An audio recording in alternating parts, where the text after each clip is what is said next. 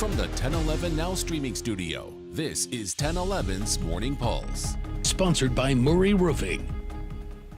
Good morning. This is Craig Allison with your Morning Pulse for Friday, May 2nd. Our first story this morning, Lincoln Public Schools emailed us saying the U.S. Department of Education is pulling grants from the district. According to the district, they received a notice from the department earlier this week saying the grant would not continue past the end of this year.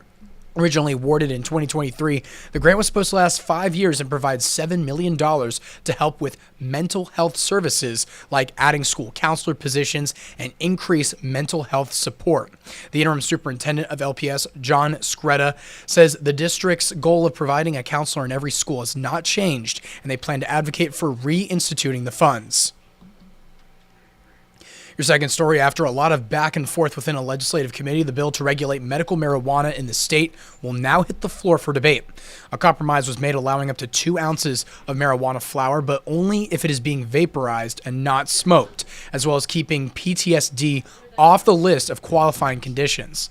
Senator Rick Holcroft tells us he expects the bill to be debated on the floor sometime later this month.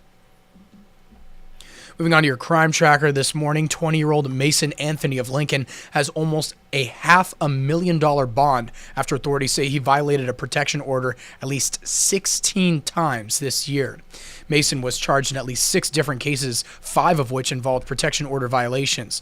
While these charges are all misdemeanors, his bond rose as he continued to stack up violations.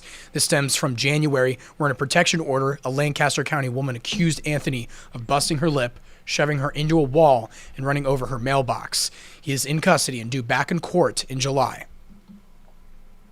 Fourth story, May is International Trade Month, and the Nebraska Farm Bureau's annual Ag Trade Report shows a decline in revenue.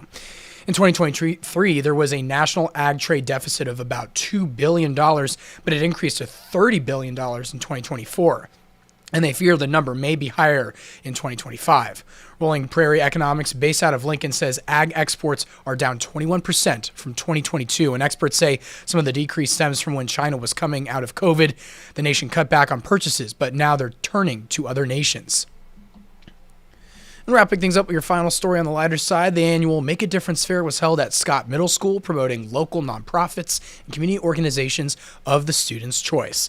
6th graders tasked put together a civil action research project to educate the public about an important issue in the community and how they can help. Among the dozens of projects this year, other organizations promoted include the Brave Bee Child Advocacy Center, the Food Bank of Lincoln, and the Capital Humane Society, and more. That is your Morning Pulse for this Friday morning, and we'll wrap things up with a look at your 7-day forecast.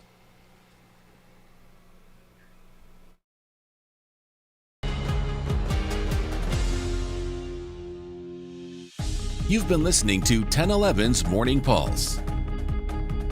Watch, listen, stream on the 1011 Now app, on YouTube, or wherever you get your podcasts.